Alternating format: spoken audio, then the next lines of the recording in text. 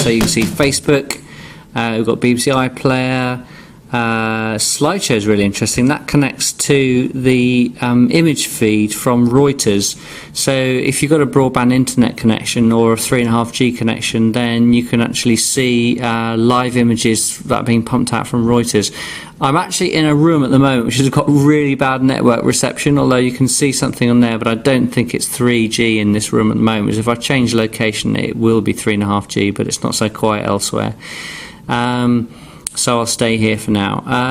What else we got here? I've put a few other applications on there, like Google Maps and so on. But yeah, and putty, because I'm a bit of a nerd here. I like looking at command line stuff. I can SSH into computers on my network at home and here in my workplace, where I've got a telescope controlled internet control thing where I can access it via SSH. That's not really for everybody. But the things I'm using most of all at the moment in terms of social networking and for my business are Facebook and I would say email at the moment, and text messaging, because again that's very integrated and very easy. YouTube is great as well. I don't know if, as I say, I'll get much reception in this location, but what this does is it basically connects up to the YouTube web page. So it's using the browser. Basically, you can actually watch videos on YouTube. We'll just have a look at this one for a minute. This is a Renault Sport 200 clip. As I say, I have no idea if this is going to play in this location because of the fact that it's a rather poor reception in this room. I'm actually right in the corner of the room, behind some very thick brick walls. So if we get anything, I'll be quite surprised. And I say I don't even know if that's kind of like just lag because of the fact I'm left-handed, or I think it's just trying to connect with the internet at the moment. But there's a lot of really, really useful features that the N97 has that I really love. Normally that's extremely quick and gets me straight onto the YouTube page, so I'll kind of leave that running in the background at the moment. I love the fact as well you can do real multitasking with this thing. So you can look at show open applications, and you can see at the moment I've got web, home, and then some settings that I've got open at the moment. But let's just cancel that a minute, go back to the home page, and let's just have a look at up here for a minute, go to music library. If I can find something to play, that would be really useful. I'm not sure I will be able to, but I'll have a look, because as I say, I've only had this phone a couple of days at the moment, and I've only just about got my head around it, because compared to my last phone, this really is a mobile computer, and it definitely does what it says on the tin, really. As I say, I'm not sure I'll be able to find anything on here at the moment because I haven't organised playlists or anything like that, and to be honest, I don't really do that kind of thing very much anyway. So okay, that's one thing I was looking at recently, which is from Glenn Livingston, who's a very, very advanced internet marketer who's got a great course online. Okay, so there he is pumping away. So if I go back to my home page now, if I just go back here a minute, so there it is playing there in the background, and let me just turn the volume down a bit. That's the volume control on the phone, so we'll just turn it down like that. Okay, so you can just about hear that running in the background now. But let's say I want to connect onto Facebook at the same time, I can do that as well. So just click on there, and I'll bring up my Facebook page, and I can check my status and check the status of other people. As I say, when you're on a fast connection, a fast internet connection, it really goes very, very quickly. At the moment it's probably not going to go that quick, and it might have logged me out actually, and I can't be bothered to try and log in one-handed whilst videoing and talking to you at the same time. So if it has logged me out, then I'll just leave it for now. But you can probably just about hear that thing in the background. Just turn up a bit.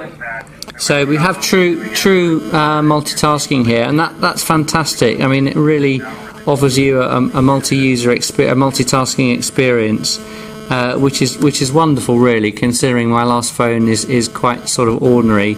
And I think I'm quite serious. This will do me 90% of what I want to do in terms of the internet connectivity.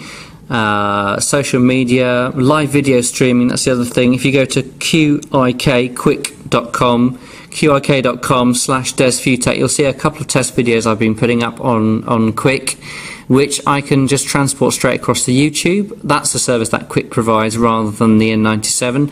But interestingly, with the N97, and I'm not going to attempt to do that right now with both hands occupied, but you can actually do live video streaming from your N97, and it will go straight to Quick. And then you can also, or if you want to do like a really high quality video, so MP4 encoded in HD, then there's an option to upload it straight away to YouTube. So that's another way to do it. So you can either use Quick to stream live, or you can actually use Nokia's own proprietary methodology, which works very, very well. So it's a great phone. I mean, and obviously I haven't really talked much about the keyboard, but this is one thing that I was really worried about.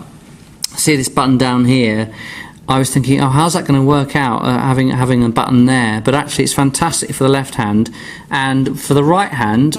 And everyone's saying, why isn't the space bar in the middle? That's really a disaster. But actually, I think it's completely the opposite. Having the space bar just there is very, very good. So because you can use your thumb as the finger, if you like, you can use that to actually act as your space bar. And so it's quicker than having the space bar in the middle, where you'd be alternating which thumb to use. Interestingly, I had a bit of a head-to-head earlier on today with a friend of mine who's got an iPhone, and we were supposed to be doing a test on how fast is the internet, and obviously this is faster than the iPhone, because the iPhone's only 3G, whereas this is 3.5G. Whereas of course the iPhone 3GS is using 7.2 megabits per second, whereas this is only 3.5 megabits per second. But certainly this is faster than the iPhone 3G. We downloaded a couple of pages on Google simultaneously, and this had finished it whilst the iPhone was still, returning the results on Google. So this is definitely faster than the iPhone, which is no surprise because, as I say, it's 3.5G. But obviously, if you had the iPhone 3GS next to this, then that would be this one hands down and would give you a true broadband internet experience. Although this is pretty close. This is actually very, very close to true broadband internet experience. And for the fact that I've got myself a keyboard, I've got Nokia Maps on here as well. And the great thing about Nokia Maps, if I can pull an app on here, that Nokia Maps is fantastic because it's got the maps actually there already. You don't have to download another application. They're actually there via GPS. It does download the maps via the internet, but interestingly, there is an option. Nokia have actually produced some software where you can download all of the maps onto the phone, and that's what I'm going to do next. And Nokia's got the license for that, so you can have, I think it's up to 33 countries with maps built in. And of course, that is brilliant because that saves you several £100. Because if you want to buy a GPS thing for your car, you're really paying for the maps much more than the hardware nowadays. So Nokia's bought the rights presumably to some of these maps, so you can actually put them on your phone, which is the next thing I'm going to be doing. God, I've been rambling on for a long time. This is probably the longest video I've done on the N97. There's a lot more I want to say about it, but obviously for now I think you've got enough to be giving you a flavour of what the phone can offer you, and I've only scratched the surface, both in terms of my experience with the phone and what its capabilities are. So you can see on the back here we've got a nice 5 megapixel camera. To be honest, you don't really need 8 or 12 megapixels because you're really limited by the size of the lens for your real resolution. The number of pixels, they just get smaller pixels as you go up in resolution, and it means they're not so light sensitive in the dark. Then you've got yourself, so I think 5 megapixels is a nice sweet spot really in terms of sensitivity and resolution. You've got I've put a kind of one of these crystal cases on here, but you can see here's let's just take a picture of something over there like that. I can't really do it one-handed, left-handed, sorry, because I need to put my finger up above there. But you get a good idea of the screen real estate there. It's absolutely brilliant. Anyway, that's my review. This is part 2 of the review, the Nokia N97. I'm very, very happy with the phone.